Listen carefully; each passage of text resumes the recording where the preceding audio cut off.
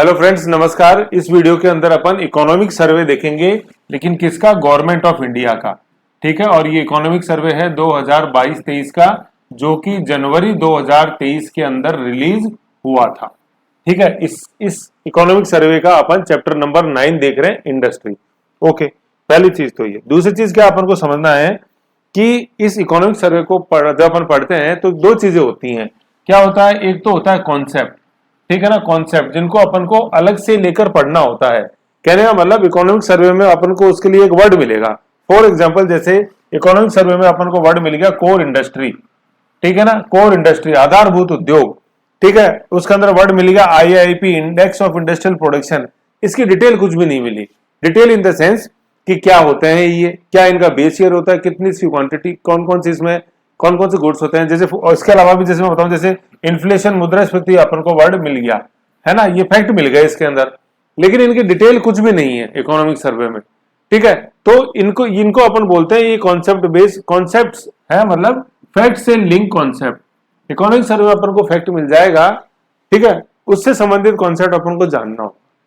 ठीक, और दूसरी चीज होती है इसके अंदर लाइंस या स्टेटमेंट्स।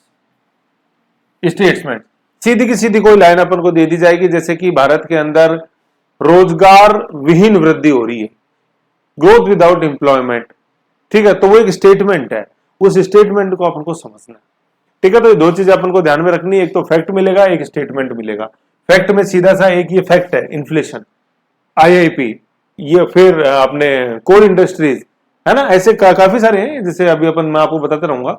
तो दो चीजें हैं। अब देखो, ये दोनों जो चीजें हैं ना, कंपेरेटिवली एग्जाम की दृष्टि से ये फर्स्ट वाला ज्यादा इंपॉर्टेंट है। ठीक है ना, किस दृष्टि से?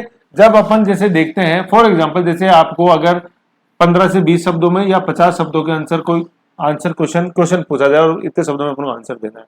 ठीक है, मैं आईएएस मेंस की बात कर रहा हूं यहाँ पे, है ना, और वैसे ये आईएएस प्री में भी बहुत ज्यादा काम आता है और मेंस में भी बहुत ज्यादा काम आता है। ये रामबाण चीज है इकोनॉमिक सर्वे की, इसी को पढ़ के आप दूसरे स्टूडेंट्स से एज ले सकते हो।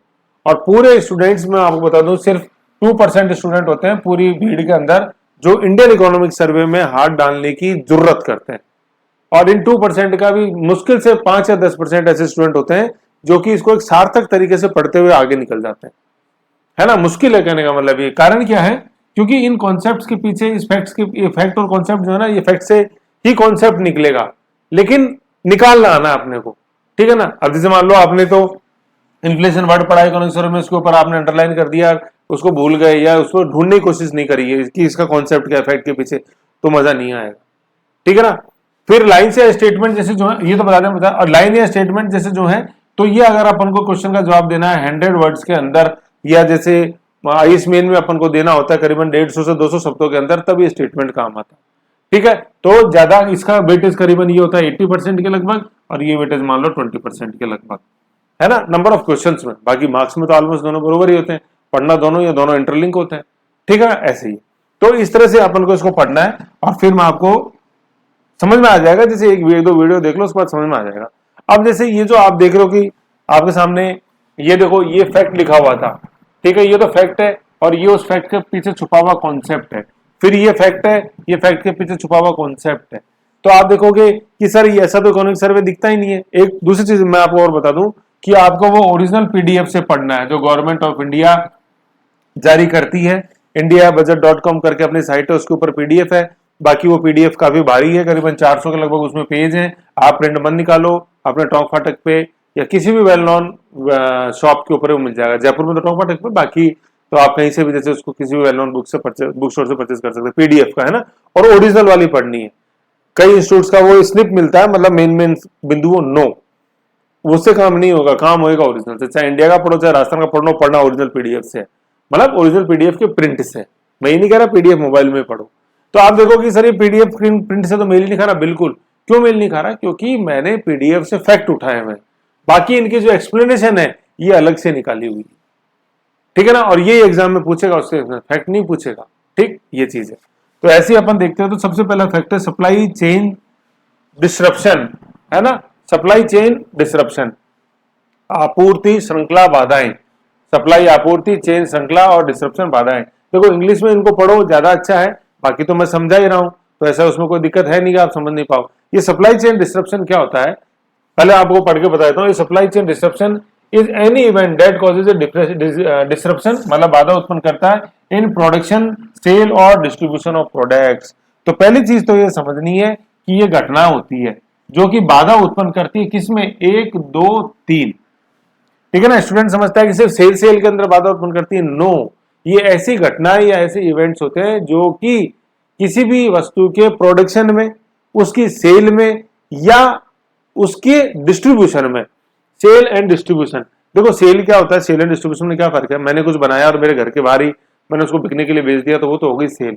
लेकिन मैं बना जा रहा हूं, उसको मैं बेचने के लिए किसी दूसरे राज्य के अंदर, किसी दूसरे देश में उसको भेजूंगा, तो वो डिस्ट्रीब्यूशन है। मेरी सेल बढ़े, ठीक है, अच्छे ग्राहक जुड़े, तो उसके लिए जो मैं प्रचार करूंगा वो मार्केटिंग है। जिस ठप्पे पर मैं बेचूंगा उसको, वो ट्रेडमार्क है, ठीक है ना। और अगर वो इंटेलेक्चुअल प्रॉपर्टी है, कोई लिखित सामान है, तो उसका वो कॉपीराइट होता है, ठीक है। तो समझ गए, प्रोडक्शन है, सेल और डिस्ट्रीब्यूशन, ये तीन चीजें अगर डिस्टर्ब होती हैं किसी इवेंट से, तो और फिर इनमें इन तीनों में उत्पन्न हो जाता है डिस्टर्बेंस। प्रोडक्शन में हो गया, मान लो सेल में हो गया, और डिस्ट्रीब्यूशन में अगर कोई उत्पन्न होगी बाधा, तो उसको अपन ऐसे इवेंट को क्या बोलते हैं, अपन सप्लाई चेन डिस्ट्रप्शन इवेंट, ठीक है ना। तो a supply chain disruption is an event that causes disruption in production, sale and distribution of product. Supply chain distribution can include event such as natural disaster, कहीं earthquake आ गया, जा ही नहीं सकते, वोल्केनो इरप्शन, कुछ भी। रीजनल कॉन्फ्लिक्ट्स बहुत important है ये, जिसके संदर्भ में इकोनॉमिक सर्वे में लिखा हुआ है। ये अपन एक तो देखते हैं, ये यूक्रेन रूस क्राइसिस जो है वो, ठीक है ना। और दूसरा भी वर्तमान में जैसे जो लेटेस्ट अपन जैसे देख रहे हैं, ये इजराइल पे जो 7 अक्टूबर 2023 को जो हमला हुआ शनिवार के दिन, ये दिन बहुत इंपॉर्टेंट है, 7 अक्टूबर 2023, और दिन याद रखना आपको, शनिवार, ठीक है। तो ये है ना दो, तो ये और एक पेंडेमिक जैसे कोविड-19 से, जैसे ये जो चीजें सीन में आई वो, ठीक है ना। और देखो यूक्रेन रूस संकट तो आपका पढ़ चुके होंगे। ये इजराइल फिलिस्तीन वाला जैसे जो इशू है ना, थोड़ा सा मैं आपको बस एक ही लाइन में बताता हूँ, सारी कहानी आप समझ जाओगे। क्या है, जैसे भारत पाकिस्तान थे, इंडिया पाकिस्तान, ठीक है, तो अपन जानते हैं कि ब्रिटेन की कॉलोनी थे, उपनिवेश थे। ऐसे ही फिलिस्तीन और इजराइल थे, ब्रिटेन के उपनिवेश। लेकिन भारत पाकिस्तान और इंडिया और इजराइल और फिलिस्तीन के अंदर फर्क क्या है, फर्क बस थोड़ा सा ही है। वो फर्क इतना सा है कि क्या है कि 15 अगस्त 1947 से पहले अपन को क्या बोला था, अंग्रेजों ने बोला था कि भैया हम 2 राज्य बनाएंगे, जैसे माउंटबेटन प्लान, बाल्कन प्लान, 3 जून प्लान, डिकी बर्ड प्लान जिसको अपन बोलते हैं। उसके अंदर ये घोषणा हुई थी कि भाई भारत और पाकिस्तान के नाम से 2 डोमेन बनेंगी और उनको हम सत्ता हस्तांतरित करके जाएंगे, ऐसा अंग्रेजों ने बोला था, और ऐसा ही कर दिया। 14 अगस्त 1947 को पाकिस्तान बन गया और 15 अगस्त 1947 को भारत बन गया। तो कहने का मतलब अंग्रेजों ने जैसा बोला था वैसा उन्होंने करके वो यहां से चले गए, तो गृह युद्ध की कोई स्थिति नहीं रही। लेकिन फिलिस्तीन और इजराइल के अंदर मामला उल्टा था। ब्रिटेन ने बोला यही था कि ब्रिटेन की उपनिवेश थे जैसे भारत था, तो ब्रिटेन ने बोला कि भाई मैं यहां से जाऊंगा। द्वितीय विश्व युद्ध के बाद देशों को आजाद करना जरूरी हो गया था, जितने भी ये उपनिवेश या साम्राज्यवादी ताकतें थे उनके लिए। तो ब्रिटेन ने बोला कि ठीक है, मैं इजराइल को और फिलिस्तीन को, ये जो कंबाइंड नेशन, इनको आजाद करके जाऊंगा। फिलिस्तीन और इजराइल जो मेरे उपनिवेश है, आजाद करके जाऊंगा, और 2 देश बनाऊंगा अलग अलग, एक इजराइल बनाऊंगा यहूदियों के लिए, और एक अरब या मुस्लिम पॉपुलेशन के लिए बनाऊंगा फिलिस्तीन, ऐसा ब्रिटेन ने बोला। लेकिन जाने से पहले ब्रिटेन ने ऐसा किया नहीं। कहने का मतलब उम्मीदें वो छोड़ के लोगों के दिलों में, दोनों के, जूस के भी और अरब्स के भी, कि हमारे ये देश बनेगा, लेकिन बना नहीं। अब आप सोचो, ऐसा ही अगर इंडिया के साथ हुआ होता कि जैसा अपन को अंग्रेजों ने बोला कि भारत बनाएंगे हिंदुओं के लिए, पाकिस्तान बनाएंगे मुस्लिमों के लिए, जैसा अंग्रेज चाहते थे, है ना, ठीक है, और अगर वो नहीं बना के जाते तो क्या होता, बहुत कुछ होता। हमेशा गृह युद्ध चलता रहता, हमेशा लड़ते, पाकिस्तान आज भी लड़ता, अभी भी लड़ रहा है, जबकि बीच में रेड क्लिफ खिंच चुकी है। लेकिन अगर ये खिंची नहीं होती तो क्या होता, आप सोचो, ये वही होता जो आज इजराइल और फिलिस्तीन में हो रहा है। तो आप समझ गए, कोर टेक अवे पॉइंट यही है कि इजराइल और फिलिस्तीन दोनों ब्रिटेन के उपनिवेश थे, लेकिन ब्रिटेन ने उनको जैसा आश्वासन दिया था वैसा किया नहीं, और उनको 2 सेपरेट एक एंटिटी के रूप में छोड़ गए। तो आज वर्तमान में इजराइल तो एक नेशन है, ठीक है, जिसको अपन ने, यूएनओ ने भी एक सोवरेन राष्ट्र माना है, लेकिन फिलिस्तीन को नहीं माना यूएनओ, ठीक है ना। सोवरेन राष्ट्र नहीं है। सोवरेन राष्ट्र का मतलब जिसकी अपनी एक राजधानी होगी, अपनी एक टेरिटरी होगी, अपना एक झंडा होगा और यूएनओ का मेंबर होगा, ऐसे, ठीक है ना, एक संप्रभु राष्ट्र के रूप के अंदर, ठीक है। तो ये उसकी ऊपर कहानी है, बाकी तो आप जैसे अभी करंट में चले रहा, आप काफी कुछ देख सकते हो। तो सप्लाई चेन डिस्ट्रप्शन समझ गए कि ऐसी कोई घटना जिससे प्रोडक्शन, सेल और डिस्ट्रीब्यूशन बाधित हो, उसको अपन सप्लाई चेन डिस्ट्रप्शन बोलते हैं, तो ये कैसे कैसे आया? कोई आपदा हो सकती है, पेंडेमिक, कोई रीजनल कॉन्फ्लिक्ट हो सकता है, जैसे दो बने में बताए, यूक्रेन रूस संकट और इसराइल संकट, या कोई नेचुरल डिजास्टर हो सकता है। तो सप्लाई चेन डिस्ट्रप्शन इनसे उत्पन्न होता है। ओके, नेक्स्ट अपन एक आपको ये जो है ना, जो ये सारे, ठीक है। फिर नेक्स्ट अपन देखते हैं एसेंशियल गुड्स, आवश्यक वस्तुएं। ठीक, ये क्या है? जैसे ये फैक्ट्स हैं, फैक्ट्स को अपन डिस्कस कर रहे हैं अभी। फिर वो जो ओरिजिनल इकोनॉमिक सर्वे का टेक्स्ट है उसमें भी अपन लाइन टू लाइन जैसे जो इंपॉर्टेंट चीजें हाईलाइटेड मैं बताऊंगा आपको। तो एसेंशियल गुड्स, सबसे पहले तो ये एसेंशियल कमोडिटीज एक्ट के तहत जो गवर्न होती हैं गुड्स, उनको अपन एसेंशियल आवश्यक वस्तुओं बोलते हैं। जैसे नाम में वैसा काम है, आवश्यक वस्तु अधिनियम। तो ये अधिनियम है 1955 का, जिसमें 2020 के अंदर संशोधन किया। ठीक है, 1959 का एसेंशियल कमोडिटीज एक्ट। इस एक्ट के अंदर टोटल 7 कमोडिटीज हैं जो कि आवश्यक वस्तुओं के रूप में गिनी जाती है। अब दो सवाल यहां तक आ गए। क्या? एक तो अधिनियम कौन सा? 1955 का। कितनी इसके अंदर वस्तुएं? 7 वस्तुएं। ठीक है, वस्तुएं बोल रहा हूं, 6 खाने की हैं और 1 पेट्रोलियम प्रोडक्ट्स है। ठीक है, तो ये जो 7 हैं इनके नाम देखो यहां लिखे हुए हैं, लेकिन मैं आपको इनको याद करने का एक तरीका बताता हूं, ये याद कैसे होंगी। कोई क्लू नहीं दे रहा हूं, साइंटिफिक तरीके से बता रहा हूं कि सबसे पहले अपन को चाहिए फर्टिलाइजर, उर्वरक। ठीक है, फिर पैदा होएगा अन्न, सीरियल्स। ठीक है, फिर पैदा होंगी उस फर्टिलाइजर डालने से पल्सेस, दालें। ठीक है, फिर दाल अपन को बनाने के लिए चाहिए एडिबल ऑयल, खाद्य तेल, जो अपन को मिलता है ऑयल सीड्स से। ठीक है, जैसे ऑयल सीड्स अपन जैसे मान लो मूंगफली है, सरसों है कि नहीं है, अपने जो ऑयल सीड्स होते हैं सारे तिल हैं। ठीक है, यहाँ ऑयल सीड्स तक आ गए तो ये 5 हो गए, 1 2 3 4 5। ठीक है ना, फिर ये तो हो गई खाने पीने की बात। ये नहीं खाना तो भैया मेरे को फ्रूट्स ही खाने हैं, तो सीड्स हो गए किसके? फ्रूट्स और वेजिटेबल्स के। ठीक है ना, 6 ये हो गए।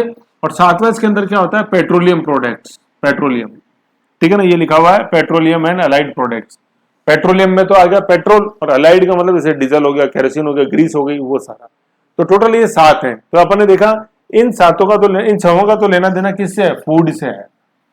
ठीक है, फूड से। और इस एक का संबंध पेट्रोलियम प्रोडक्ट से, पेट्रोलियम एंड अलाइड प्रोडक्ट से। तो इसको समझना बहुत जरूरी है, क्योंकि जब आप समझने की कोशिश करोगे ना, इन्फ्लेशन में 2 तरह के इन्फ्लेशन होता है मुद्रास्फीति, एक हेड इन्फ्लेशन और एक कोर इन्फ्लेशन। जैसा प्री 2023 में क्वेश्चन भी आया था, वो इसी से लिंक है। ठीक है ना, जब अपन हेड इन्फ्लेशन पढ़ते हैं ना, हेड इन्फ्लेशन, तो उसके अंदर हर प्रकार का गुड्स आता है, ऑल गुड्स, ऑल बास्केट, है ना। सीपीआई देखा जाता है, अपने कंज्यूमर प्राइस इंडेक्स, इनका ऑल गुड्स का। सीपीआई एक बार भूल जाओ कोई दिक्कत नहीं है, लेकिन ऑल गुड्स पहले जानो। सभी गुड्स का जो प्राइस होता है वो देखा जाता है। प्राइस कौन सा? Consumer price index. ठीक है, और कोर इन्फ्लेशन जो होता है उसके अंदर क्या होता है? ऑल -2। ठीक है, दो कौन से? सभी गुड्स के प्राइसेस में से 2 चीजों के प्राइसेस माइनस करने हैं। ये 2 चीजें कौन सी होती है? फूड और पेट्रोलियम प्रोडक्ट्स। फिर जो आता है उसको अपन कोर इन्फ्लेशन बोलते हैं। और इसमें भी इनकी भी प्राइसेस कौन सी? कंज्यूमर प्राइस इंडेक्स के हिसाब से, होलसेल प्राइस इंडेक्स के हिसाब से नहीं है। तो कहने का मतलब हेड इन्फ्लेशन में सभी गुड्स के प्राइसेस देखे जाते हैं, और कोर इन्फ्लेशन में सभी गुड्स में से केवल 2 को घटा दिया जाता है, फूड और पेट्रोलियम को। ठीक है, जैसा आपने आरएस प्री के अंदर क्वेश्चन आया था, तो आरएस प्री के अंदर जो होता है उसमें दोनों इसमें स्टेटमेंट सही है।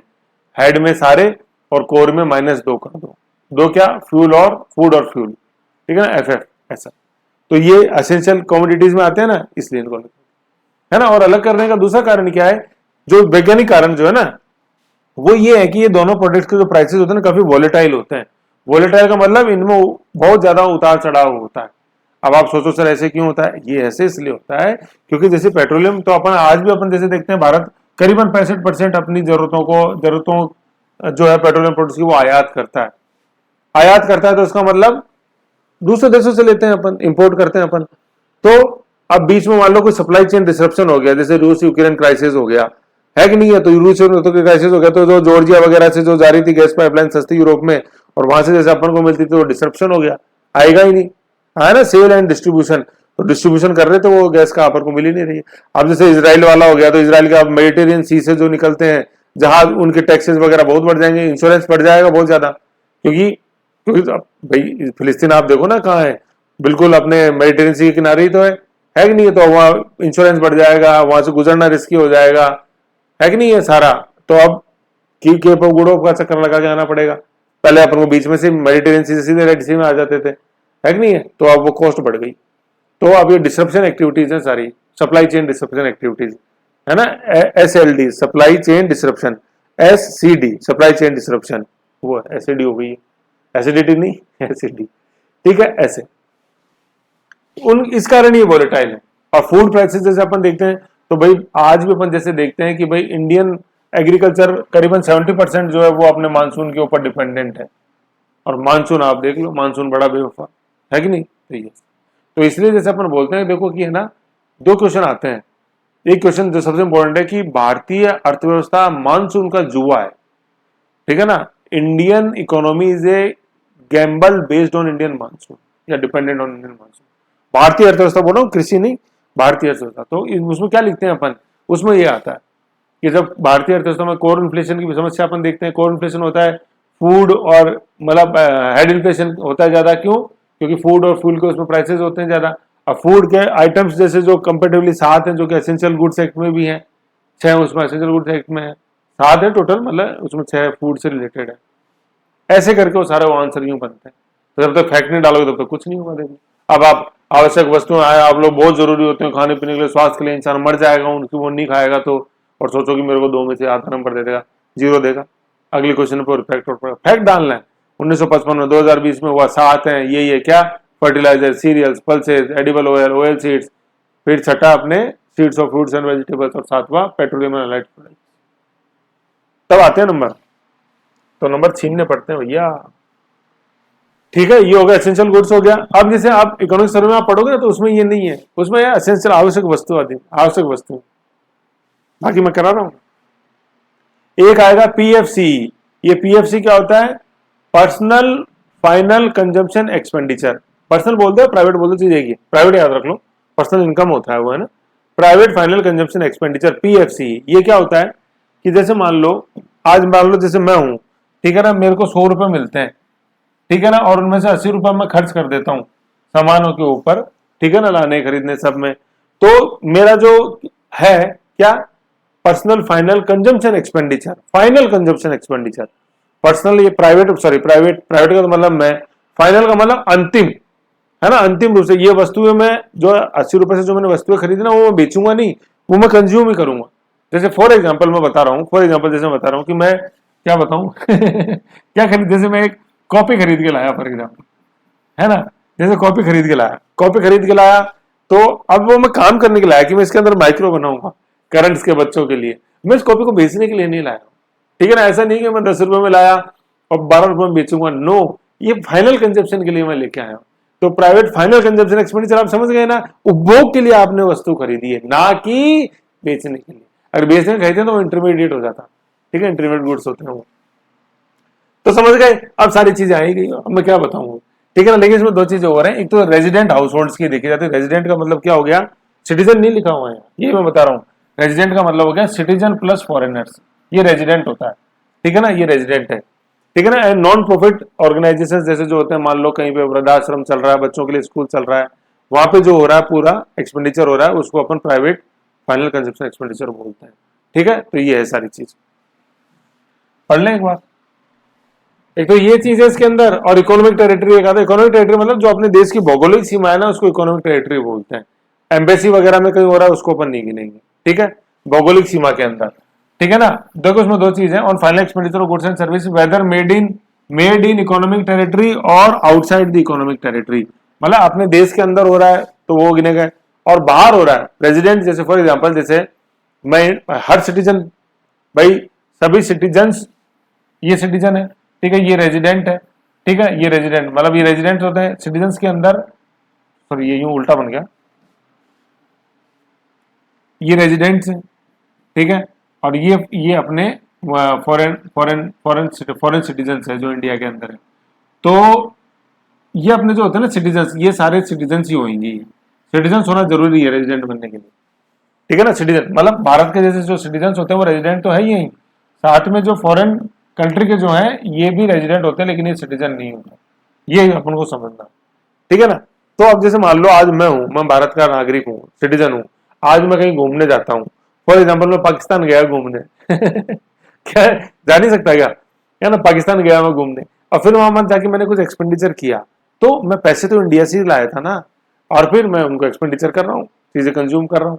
फॉर एग्जाम्पल मैं क्या देखने गया पाकिस्तान में, क्या जाऊँ देखने है, जैसे जैसे मैं अब बताऊँ आपको, जैसे कि वो लाहौर लाहौर का जैसे जो है ना लाहौर महल, वो बड़ा इंपॉर्टेंट है, अच्छा है ना। जैसे वहाँ जैसे मकबरा भी है वेल नोन। तो जैसे आपने वीर ज़रा मूवी देखी होगी, है ना, तो उस वीर ज़रा मूवी की जो पूरी वो जेल की शूटिंग वो सारी वो लाहौर पैलेस की है वो सारी, ठीक है ना। तो वो मैं देखने गया, तो वहां मैंने एक्सपेंडिचर, तो पैसे तो मैं इंडिया से तो लाया था ना, खर्च मैं कर रहा हूँ तो क्या हुआ, कमाई तो वहीं से हुई है इंडिया से, ऐसे, ठीक है। तो चाहे भारत की धरती पर खर्च हो विद इन, या भारत की धरती के बाहर खर्च हो, लेकिन खर्च बशर्ते रेजिडेंट करेगा। तो वो कौन है, वो इनकम पर प्राइवेट फाइनल कंजप्शन एक्सपेंडिचर, ये था, ठीक है ना। क्योंकि ये वर्ड्स बार बार आएंगे इकोनॉमिक्स में, इसलिए बताने जरूरी है ये। फिर नेक्स्ट है IIP, index of industrial production. Index of industrial production बहुत इंपॉर्टेंट है, ठीक है। ये क्या है, ये इंडेक्स ये बताता है कि भारतीय जो उद्योग है वो किस गति से उन्नति कर रहा है। IIP, index of industrial production, ठीक है ना। This the index IIP is an index that indicates the performance of industrial sectors of Indian economy, ठीक है ना, ये चीज है। फिर अभी होता है कि ये जारी कौन करता है, तो ये सीएसओ का नाम भूल जाओ, ये तो पुराना नाम हो गया, एनएसओ जारी करता है, ये नेशनल स्टैटिस्टिकल ऑफिस, ठीक है। तो हुआ क्या है 2019 के अंदर एनएसएसओ और सीएसओ का विलय करके एनएसओ बन गया है। तो एनएसएसओ क्या था, national sample survey office, CSO क्या था, central statistical organization office, sorry central statistical office, ठीक है ना, दोनों ऑफिस थे। मर्ज हो गया 2019 में, और क्या बन गया, नेशनल स्टैटिस्टिकल ऑफिस, एनएसओ बन गया 23 मई 2019। तो आईआईपी कौन जारी करता है आज की तारीख में, कौन, very good, NSO, national statistical office, ठीक है साहब। ये आ गया merger of NSSO with CSO to form NSO, कब, 23/5/19, है ना। बेसिक चीजें पता होनी चाहिए अपन को, ठीक है। फिर आ गए अपन, बहुत ही प्यारा क्वेश्चन, 8 कोर इंडस्ट्रीज। मेरा तो ये फेवरेट सवाल रहा है जिस दिन से तैयारी चालू करी थी तब से, 18 मई 2002 से, है ना, तब से तैयारी चालू करी, तब से बहुत अच्छा लगता है मेरे को क्वेश्चन। 8 कोर इंडस्ट्रीज, है ना। अभी अपन ने ऊपर देखा IIP, index of industrial production, की भारतीय उद्योग किस गति से बढ़ रहा है, ठीक है। तो वो उद्योगों में हर प्रकार का उद्योग देखते हैं, लेकिन हर प्रकार के उद्योग में ये 8 प्रकार के उद्योग ऐसे हैं जो भारतीय उद्योग जगत की क्या है, जान है, दिल है ना, ऐसे, मतलब इन्हीं पे डिपेंडेंट है पूरा भारतीय उद्योग, इन 8 कोर इंडस्ट्रीज, ठीक है, ये चीज है। तो 8 के नाम यहाँ पे लिखे हुए आपने ये, लेकिन याद कैसे होंगे, क्योंकि जब तक वैज्ञानिकता नहीं लाओगे ना फैक्ट्स को अरेंज करने में, तब तक वो याद नहीं होंगे, ठीक है ना। अभी जैसे मैं आप एसेंशियल कमोडिटीज एक्ट याद हुई कि नहीं हुई, 7, ठीक है ना, वो 7 थी, ये कोर इंडस्ट्रीज 8 है।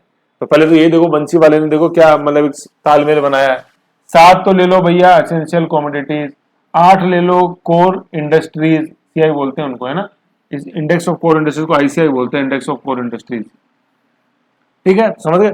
एसेंशियल कमोडिटी 7 है, इंडस्ट्रीज 8 है, देखो लीला, है ना। एक चीज मैं आपको बताना भूल गया, ये एसेंशियल कमोडिटीज जो है ना, कि ये अब इनमें क्या होता है, ये 7 आगे तो सर इनमें क्या है फिर एक्ट में जैसा बनेगा, तो क्या इनका आप एक सीमा से ज्यादा संधारण नहीं कर सकते, स्टोरेज नहीं कर सकते, इनकी जो प्राइसेज है वो गवर्नमेंट डिसाइड कर लेती है, मार्केट फोर्स तो करते ही करते, लेकिन जब शॉर्टेज होती है तो गवर्नमेंट इंटरवीन करती है। जैसे आपने टमाटर में जैसे देखा होगा 250 रुपए किलो हो गए, है कि नहीं है, ठीक है, तो गवर्नमेंट इंटरवीन करी, तो गवर्नमेंट इंटरवीन करके ये किस में आ गया, ये आ गया किस में, मतलब गवर्नमेंट ने बोला 100 रुपए किलो हम देंगे आपको, ऐसे। तो seeds of fruits and vegetable ना, सीड्स बांटे और फिर होते ही फसल बेची उन्होंने, सरकार ने अपने कॉन्फेड के थ्रू, कंज्यूमर फेडरेशन, ठीक है ना। तो ये 8 का मैं जैसे बता रहा था, ये 7 याद हुई कि नहीं हुई। अब देखो सबसे पहले मतलब फर्टिलाइजर, सीरियल, पल्सेस, फिर एडिबल ऑयल, फिर सीड्स मतलब ऑयल सीड्स, फिर seeds of fruits and vegetable, and 7 petroleum and allied products. याद कैसे नहीं होगी, याद करने का तरीका डिसाइड करता है कि चीज आपको याद होगी या नहीं होगी। अब ये 8 कोर इंडस्ट्रीज कैसे याद होगी मैं आपको बताऊं, बहुत इजी है। देखो क्या दीवार देखी आपने, दीवार किसकी बनी होती है, सीमेंट की बनी होती है, फिर उसके अंदर मतलब छत देखी, छत सीमेंट की बनी होती है, छत के अंदर वो आयरन रॉड स्टील रॉड लगी रहती है, स्टील, तो सीमेंट और स्टील दो तो ये हो गए, ठीक है, सीमेंट और स्टील। छत देखो सीमेंट की छत दी गई, सीमेंट स्टील, आगे 2 चीज आ गई, ठीक है, आगे साहब। अब अपन देखते हैं इलेक्ट्रिसिटी, बिजली आती है घर में, बिजली जल की रानी है, बिजली घर की रानी है। इलेक्ट्रिसिटी आ गई, इलेक्ट्रिसिटी आती है किससे? एक तो गैस से आती है अपने पास, दूसरी कोल से आती है कि नहीं है? कोल, ठीक है, तो ये आ गया, ठीक है, तो यहां तक 5 हो गए, इलेक्ट्रिसिटी आ गई, गैस आ गया, कोल आ गया, ये हो गया 5, ठीक है ना, 1 2, ठीक है। फिर अपने आ गए, इसको भी ऐसे गिन लो, 1 2 3 आ गए ना, 1 2 आ गया, 1 2 3 आ गए, यहां से 2 आ गए, यहां से 3 आ गए, 5 आ गए, नहीं आ गए, 8 तक लाना, ठीक है। फिर उसके बाद देखो क्या है, इंपॉर्टेंट आइटम अपने किसके लिए? एग्रीकल्चर के लिए क्या है? फर्टिलाइजर हो गया, ठीक है, फर्टिलाइजर हो गया, ठीक है। फिर पेट्रोलियम प्रोडक्ट्स हैं, पेट्रोलियम प्रोडक्ट्स, और तीसरा है अपना रिफाइनरी, रिफाइनरी प्रोडक्ट्स, ठीक है ना। जैसे आप देख लो, पेट्रोलियम की जगह अपन को लिखना है क्रूड ऑयल, क्रूड ऑयल। देखो इसको, ये जो नीचे वाले 3 है ना, इनको भी मैं आपको वैज्ञानिक तरीका बताता हूँ, 1 मिनट रुको। 5 आ गए ना, फिर देखो 5 आ गए, अब 3 करने, 1 2 और 3। अपन ने क्या किया? क्रूड ऑयल खरीदा, है ना, ये थोड़ा सा ऊपर नीचे हो गया था। क्रूड ऑयल अपन ने खरीदा, कच्चा तेल, ठीक है। कच्चे तेल से अपन ने फिर उसको रिफाइन करते हैं, तो रिफाइनरी प्रोडक्ट्स अपन ने बनाए, ये जो लिखा हो ना रिफाइनरी प्रोडक्ट्स, तो रिफाइनरी प्रोडक्ट्स में क्या आता है? पेट्रोल आता है, डीजल आता है, केरोसिन आता है ना, जो अपन स्प्रिट देखते हैं वो इसमें यहाँ निकलती है, वो हालांकि शुगर से भी निकलती है, यहाँ से भी निकलती है। फिर जो ग्रीस निकलती है, सारा वो रिफाइनरी प्रोडक्ट्स, और लास्ट में अपन देखते हैं फर्टिलाइजर्स, है ना। फर्टिलाइजर्स में हालांकि क्रूड ऑयल का कोई यूज नहीं है, लेकिन जैसे नेफ्था वगैरह, यूरिया वगैरह में थोड़ा बहुत उनमें पेट्रोलियम प्रोडक्ट्स का उसमें यूज होता है, ठीक है। तो ये हो गए अपने क्रूड ऑयल, मतलब 3 ही हो गए, तो ऐसे करके 8 हो गए, 3 और 3 6, 3 और 3 6 और 2 8। कैसे हुए? सीमेंट और स्टील ये आ गया। फिर कमरे में इलेक्ट्रिसिटी, सारा इलेक्ट्रिसिटी की तो मैनिफेस्टेशन है, तो इलेक्ट्रिसिटी आई कोल से और गैस से, गैस से और कोल से, 5 हो गए। फिर क्रूड ऑयल खरीदा, रिफाइनरी प्रोडक्ट्स बनाया और फर्टिलाइजर बनाया, हो गया, ठीक है ना। ये तो कोर आया था आरएस में क्वेश्चन, ठीक है, ये मेंस में। तो ICI index of core industries total कितनी? 8 हो गई, टोटल कितनी हो गई? 8 हो गई, ठीक है। अब देखो क्या है, ये मैंने बताया था कि भारतीय उद्योग, जैसे मान लो फॉर एग्जांपल 45 तरह के उद्योग है, उनमें ये 8 मेन है, जान है। तो ये 8 जब जान है, तो ये कितना मतलब डिसाइड करती है इंडेक्स ऑफ इंडस्ट्रियल प्रोडक्शन का? यहां लिखा हुआ है ये अपना 40%, मतलब इंडेक्स ऑफ इंडस्ट्रियल प्रोडक्शन में 40% वेटेज इन आईआईपी का होता है, सॉरी आईआईपी में 40% वेट इस आईसीआई का होता है, इंडेक्स ऑफ कोर इंडस्ट्रीज का, है कि नहीं। तो ये देख लो, फिर 40%, तो ये भी अच्छा क्वेश्चन है, ये बहुत पूछते हैं, ठीक है ना, कि इन ये स्टेटमेंट्स में आता है, ये से 8 कोर इंडस्ट्रीज में टोटल 8 है, ठीक है। और ये आईआईपी जो होता है इंडेक्स ऑफ इंडस्ट्रियल प्रोडक्शन का 40% वेटेज ये 8 इंडस्ट्रीज रखती है, और 8 के नाम पता होने चाहिए, cement, steel, electricity, gas, coal, crude oil, refinery products, fertiliser. मैंने तो याद करने की कोशिश नहीं करते हुए फ्री में याद हो जाते हैं। आप बोलो सर हम कोशिश करते हैं तो भी याद नहीं होते, पैसे देके भी याद नहीं होते, पैसे मतलब मेहनत करके भी। तो ये फर्क किस चीज का है? इंटरेस्ट का, तन्मयता का, कंसंट्रेशन का। आ जाओ, फिर एक आएगी, एक जो चीज आती है वो है निर्माण व विनिर्माण। तो निर्माण तो क्या होता है? जैसे सड़कों का हो गया, स्कूलों का हो गया, पुलों का हो गया, बांधों का हो गया, निर्माण, कंस्ट्रक्शन। और विनिर्माण इज मैन्युफैक्चरिंग, उसमें क्या आता है? ऑटोमोबाइल्स हो गए हैं, मोबाइल्स हो गए हैं, अपने टेक्सटाइल हो गए हैं, रेडीमेड गारमेंट्स हो गए, ये सब वो सब क्या है? मैन्युफैक्चरिंग है, ठीक है। तो construction and manufacturing, construction is निर्माण एंड मैन्युफैक्चरिंग इज विनिर्माण, तो ऐसे याद रखो। फिर आएगी एक स्कीम है ECLGS, emergency credit line guarantee scheme. तो जैसा नाम है वैसा काम है, इमरजेंसी, आपातकाल में क्रेडिट लाइन, आपको इतना उधार और दे देंगे। गारंटी स्कीम, मैं गारंटी लेता हूं, ठीक है ना। मैं गारंटी क्या लेता हूं? जैसे मान लो, पहले तो बताओ, इमरजेंसी कोविड-19 वाली है ये क्रेडिट गारंटी। जैसे इमरजेंसी में मैं कोविड-19 के दौरान मेरे जो एक बिजनेस था, फॉर एग्जांपल जैसे मैं कॉपी बनाता था, बेचता था, कॉपी बिजनेस हो गई, ठीक है, लेकिन अब मेरे को पैसे की तो जरूरत है ही ना, ब्याज भी देना है, बैंक के लोन थे चुकाने हैं, तो अब मेरे को लोन चाहिए, मेरे को कोई पैसे दे, तो सरकार ये स्कीम लाई। तो अब पैसे सरकार थोड़ी देती, पैसे तो बैंक देते हैं, पैसे आरबीआई थोड़ी देते हैं, आरबीआई तो कमर्शियल बैंक से देता है और अपन कमर्शियल बैंक से लेते हैं। फॉर एग्जाम्पल जैसे एसबीआई से मैंने पैसे लिए, लेना हूँ, एसबीआई बोलेगा यार मैं तो नहीं दूंगा क्योंकि तुम्हारी दुकान तो बंद पड़ी है, तो सरकार आई बीच में, सरकार ने बोला कि नहीं एसबीआई तुम पैसे दो, राकेश मीना को पैसे दो, और अगर राकेश मीणा तुम्हारे पैसे नहीं चुकाता है तो हम देंगे तुम्हें पैसे। तो सरकार की तरफ से सरकार ने जो स्कीम जो लाई थी वो थी ये ECLGS, emergency credit link guarantee scheme. ठीक है, सरकार ने आश्वासन दिया SBI को। तो पहली चीज तो ये समझो, objective of the scheme launch by government of India as special scheme in view of कोविड-19 क्राइसिस। ठीक है, तो इमरजेंसी तो ये आ गई भैया, ये कोविड-19 क्राइसिस। फिर क्या है, to provide 100% guarantee coverage to banks and NBFCs, है ना, बैंक्स को गारंटी दी इस स्कीम के तहत, मैं दूंगी पैसे। इसी ये मतलब इस स्कीम के तहत भारत सरकार देगी बैंक्स को पैसे अगर आपका ग्राहक पैसे नहीं चुकाता है तो, है ना। टू बैंक्स एंड NBFC का non banking financial companies, economics में मैंने काफी अच्छी तरह पढ़ाया हुआ है। फॉर एग्जाम्पल जिसका एक एग्जाम्पल है इंडिया बुल्स, ठीक है ना, इंडिया बुल्स, ठीक है ना, इंडिया बुल्स। तो ये क्या होते हैं NBFC। पहले तो बैंक समझो, बैंक क्या होते हैं, बैंक अपन को लोन भी देते हैं, ठीक है ना, और अपनी सेविंग्स भी अपने से लेके वो अपने अकाउंट्स में जमा करते हैं, है कि नहीं। मतलब जैसे मैं बचत खाता खुला रखा है SBI में, तो उसमें मैं बचत जमा कर सकता हूँ और मैं जरूरत पड़ने पे लोन भी ले सकता हूँ SBI से। जरूरी नहीं है कि मेरा सेविंग अकाउंट ही हो, ठीक है ना, ये दोनों चीजें होती हैं। लोन मिल भी सकता है आपको चाहे आपका अकाउंट हो या नहीं हो, लेकिन SBI लोगों से सेविंग भी लेता है और लोगों को पैसे देता भी। कहने मतलब SBI लोगों से पैसे लेता भी और लोगों को पैसे देता भी है। ये प्लस माइनस दोनों करता है। कहने का मतलब लोगों को पैसे देता, लोगों से मतलब पैसे लेता भी है और पैसे लोगों को पैसे देता भी है। तो प्लस में तो क्या हो गया, SBI के पास पैसे आ गए, और माइनस में क्या, SBI से पैसे चले गए। तो ये प्लस माइनस दोनों करता है, ठीक है। लेकिन ये जो NBFCs होते हैं इनमें सिर्फ माइनस का ही काम होता है। कहने का मतलब ये सिर्फ लोगों को पैसे देते हैं, ये सिर्फ लोन देते हैं, ये सेविंग्स डिमांड नहीं कर सकते पीपुल्स, या सेविंग्स एक्सेप्ट नहीं कर सकते पीपुल्स की, ठीक है ना, ऐसा। तो इंडिया बुल्स केवल आपको लोन दे सकता है, आप वहां पे सेविंग अकाउंट नहीं खुलवा सकते, ठीक है ना। सेविंग मतलब वो आपसे सेविंग्स डिमांड नहीं कर सकता, ऐसा। तो वो बरोबर ही सेविंग अकाउंट खुलाने के, ठीक है। तो ये सिर्फ लोन देने का काम करते हैं NBFC, यस है, ठीक है, ये चीज है। ओके, तो बैंक्स एंड NBFC को सरकार ने गारंटी दी कि तुम तो लोन दो, चुकेगा डिफॉल्टर होगा तो मैं दूंगी पैसे, ठीक है, ये चीज थी इसमें। फिर आगे अपन जैसे देखिए इमरजेंसी क्रेडिट लाइन, ठीक है ना, ये 20% ऑफ टोटल आउटस्टैंडिंग और एज ऑन फरवरी, मतलब ये MSCs बिजनेस एंटरप्राइज MSCs के लिए थी कि 29 फरवरी 2020 को जो आपका आउटस्टैंडिंग अमाउंट था लोन का, उसके ऊपर आपको 20% रियायत सरकार की तरफ से देगी, ठीक है ना, ये था। अब देखो वो तो नॉर्मल चीज है। अब देखो ये चीज, ये लाइन, ये इंस्टीट्यूशन चीन में आता है NCGTC। ये क्या है, national credit guarantee trustee company limited. क्या है, अभी अपन ने स्कीम देखी ऊपर, इमरजेंसी क्रेडिट लिंक गारंटी देखी, ये स्कीम थी।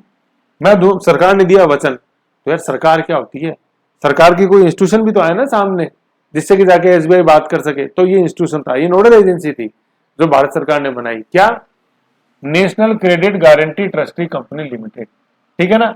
ये सरकार ने बनाई, मिनिस्ट्री ऑफ फाइनेंस, ये पहले से थी हालांकि 2013-14 में सेटअप है, लेकिन इसके तहत अब ये 6 नंबर की ये जो है ना emergency credit line guarantee scheme, ये इसको और दे दी गई थी, ठीक है ना। जबकि अपन जैसे देखते हैं कि भाई जहां तक इस NCGTC की स्थापना का बात है तो ये कंपनी अधिनियम 1956 के तहत 2014 में स्थापित कर दी गई थी, है ना। तो भारत सरकार ने फिर जब ये 2020 के अंदर ये स्कीम लाए अपने इमरजेंसी क्रेडिट गारंटी स्कीम, तो वो भी इस एजेंसी को दे देगी, तुम अब चलाओ। कोई बैंक पैसे मांगता है इस स्कीम के तहत तो ये दे देगी पैसे, कौन, NCGTC, ठीक है, ऐसे। तो दोनों लिंक है, NCGTC और ECLGS, समझ गए ये चीज।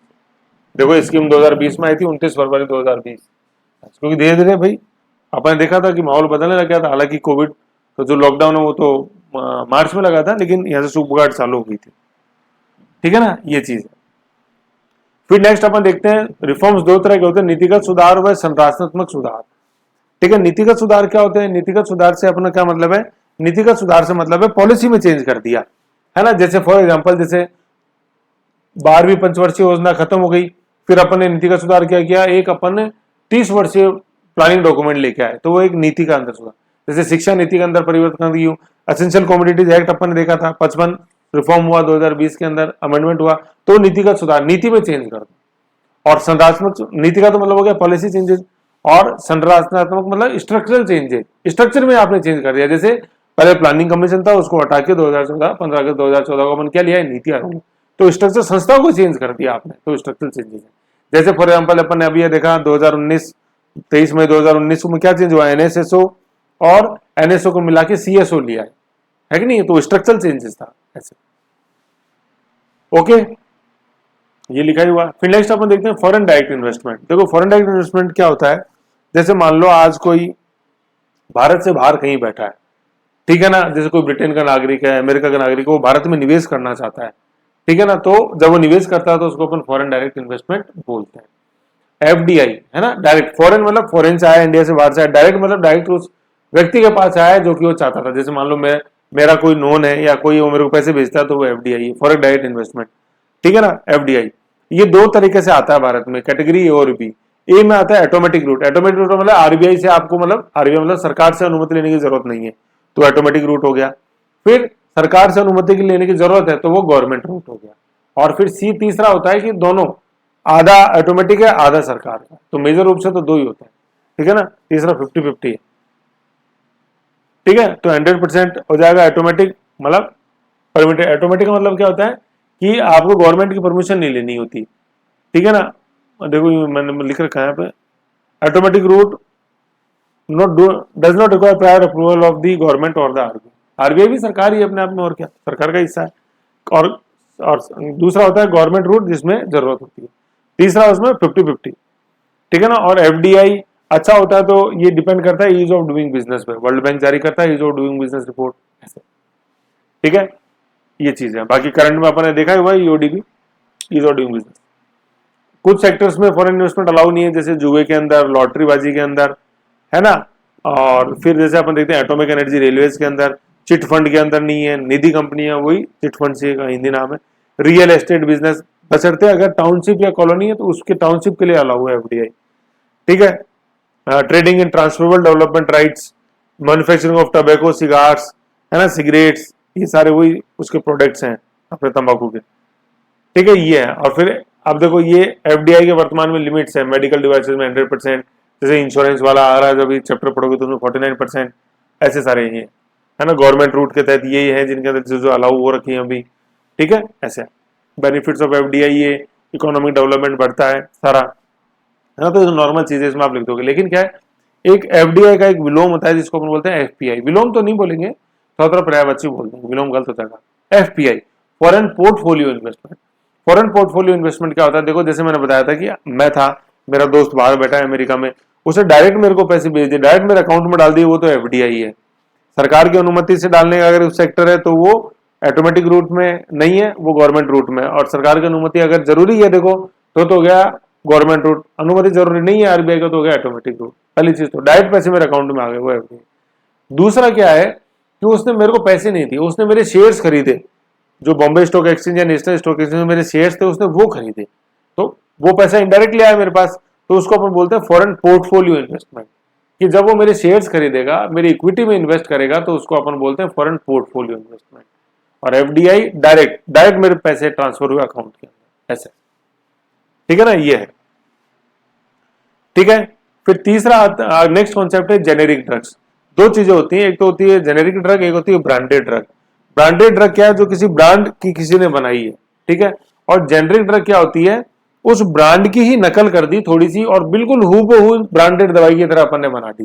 तो इंडिया जैसे जो आज सिरमौर है वो है जेनेरिक दवाओं के अंदर, जैसा जो अपने प्री के अंदर क्वेश्चन आया था। तो जेनेरिक मेडिसिन क्या होती है, ब्रांडेड दवाओं की नकल होती है और हूबहू सेम होती है, बिल्कुल कोई डिफरेंस नहीं है। तो भारत जो सिरमौर है वो जेनेरिक दवाओं में, ब्रांडेड के अंदर नहीं है, पहले तो ये समझना, ठीक है ना, ये है। बिल्कुल इनका सारा सेम काम होता है, कोई इसके अंदर कोई डिफरेंस नहीं होता है, ठीक है। जैसे क्या होता है, जैसे मैं आपको बताऊं डिफरेंस, जैसे क्या है, फॉर एग्जाम्पल जैसे मान लो ये 4 है, जिसने ब्रांडेड बनाई ना उसने 2+2 किया, ठीक है। अब अपन ने क्या किया, जैसे साल्ट मिलाइए, भारत ने कर दिया 1+3 कर दिया, बिल्कुल वो का वही काम किया, बस एक साल वो कम कर दिया, थोड़े से को ज्यादा कर दिया, असर बिल्कुल सेम है, बन 4 ही रहा है कि नहीं है। तो ये हो गया ब्रांडेड, ये हो गया जेनेरिक। हमने थोड़ा सा प्रोटोटाइप उसका साल्ट चेंज कर दिया, बाकी टक्कर में वो की वो। तो भारत सिरमौर है जेनेरिक दवाओं। और जैसे जो अपने औषधि अभियान जितने भी अपन जैसे देखते हैं, निःशुल्क निरोगी राजस्थान वगैरह के तहत तो दवाएं मिलती है, निःशुल्क दवाई योजना, उन सब में जेनेरिक मेडिसिन मिलती है, ठीक है। और प्राइवेट हॉस्पिटल्स में आप जाओगे तो महंगी दवा होती है, तो वो ब्रांडेड होती है। जैसे फॉर एग्जांपल मैं आपको बताऊं, जैसे अमोक्सिसिलिन है, वेल नोन ड्रग है, ब्रांडेड लोगे तो एक ही गोली आती है करीबन 700-800 रुपए की, और उसी की जेनरिक लोगे तो एक गोली आएगी 6-7 रुपए की, 6 भी ज्यादा बता रहा हूँ, 2 या 3 रुपए की। एंटीबायोटिक्स में ज्यादा चलती है जेनरिक दवा। ठीक है, फिर अपन देखते हैं इन्फ्लेशन। इन्फ्लेशन में पहले लिखा हुआ इम्पोर्टेड इन्फ्लेशन, आयातित। आयातित कैसे? तेल ही महंगा आ रहा है साहब, क्या करें, जैसे आज तेल कंपनियों ने दाम बढ़ा दिए। जैसे फॉर एग्जांपल पेट्रोल शायद अभी मेरे हिसाब से 115 के लगभग होगा आई थिंक, तो 120 होगा, 115 120 कर दिया, जैसे 120 का 130 हो गया, तो उन्होंने बोला कि महंगा कर दिया एक ही दिन में, कि यार बाहर से महंगा आ रहा था तो हम महंगा बेच रहे हैं, तो ये इम्पोर्टेड इन्फ्लेशन। ठीक है ना। नेक्स्ट लिखा हुआ है इम्पोर्ट सब्स्टिट्यूशन, आयात को अपन को सब्स्टिट्यूट कर देना है। सब्स्टिट्यूट का मतलब क्या? अभी जैसे फॉर एग्जांपल मैं इस पेन से लिख रहा हूं, फिर मैंने जैसे इस पेन को सब्स्टिट्यूट कर दिया, कहां दूसरा पेन, इस पेन से सब्स्टिट्यूट कर दिया, तो ये सब्स्टिट्यूशन है। तो इंपोर्ट सब्स्टिट्यूशन क्या हुआ? तेल अपन आयात कर रहे हैं, इसकी जगह भारत के अंदर अपन रिफाइनरी अपना पूनम जैसे आया ना नया लेटेस्ट अपना ऑयल फील्ड है बाड़मेर के अंदर, उसमें प्रोडक्शन बढ़ा दो। जैसे आपको ध्यान हो मैंने कितने चित्र याद कराए थे अपने ऑयल, जो ऑयल मतलब कुएं हैं भारत में, राजस्थान में, वो बीकानेर में पंचपतरा और अपने पंचपतरा के अंदर, तो याद कराए थे ना MBA भूल गए, MBRS। ठीक है, मैं बता, पहले मैंने तैयारी करी MBA की पूरी, रियल लाइफ कहानी बताई थी, फिर छोड़ा और फिर अपन KRRS है ना, और सब में मेरी मदद करी थी किसने? PD ने, प्रतियोगिता स्तर पढ़ने। तो मंगला, भाग्यम, ऐश्वर्य, ठीक है, रागेश्वरी, ये दोनों कॉमन है, ऐश्वर्य ऐश्वर्य। ठीक है, फिर अपने S से सरस्वती, ठीक है, फिर P से पूनम, और D से क्या था, D से भी था नया लेटेस्ट पूनम, D से भी था, मैं नाम भूल रहा हूँ, D से पूनम, और बता दूंगा, चलो मैं भी बार देखे ना। बाकी मंगला, भाग्यम, ऐश्वर्य, रागेश्वरी, फिर ये कॉमन, S से अपने सरस्वती, P से पूनम, और D से भी लेटेस्ट वाला एक नाम है, बता दूंगा। ठीक है ना, तो ऐसे ही है। तो इंपोर्ट सब्स्टिट्यूशन करना है आपको। आज भारत 70% आयात करता है, तो मतलब तेल, तो उसको इंपोर्ट को सब्स्टिट्यूट करना है, तो भाई इंडिजिनियस प्रोडक्शन बढ़ाओ, या तो बॉम्बे आई से या राजस्थान से। बॉम्बे आएगा तो सेचुरेशन आ चुका, राजस्थान से बढ़ाओ धीरे धीरे। फिर 2 इन्फ्लेशन है, headline inflation and core inflation. Headline मैंने बताया था, जैसे पहले ही बताया, एसेंशियल कमोडिटी एक्ट में हर प्रकार के गुड्स के प्राइसेस को जोड़ देंगे। प्राइस कौन सा? CPI, कंज्यूमर प्राइस इंडेक्स, तो वो तो हेडलाइन बनेगा। हर प्रकार के गुड्स में से 2 प्रकार के गुड्स घटा दो। कौन से 2 साहब? पहला तो फूड और दूसरा पेट्रोलियम। फिर जो इन्फ्लेशन आएगा वो कोर इन्फ्लेशन। ठीक है, ये देखो headline value of all goods, और वैल्यू कौन सी? CPI, consumer price index. Core inflation में एक्सक्लूड कर दो फूड और फ्यूल को। ठीक है, ये दोनों है।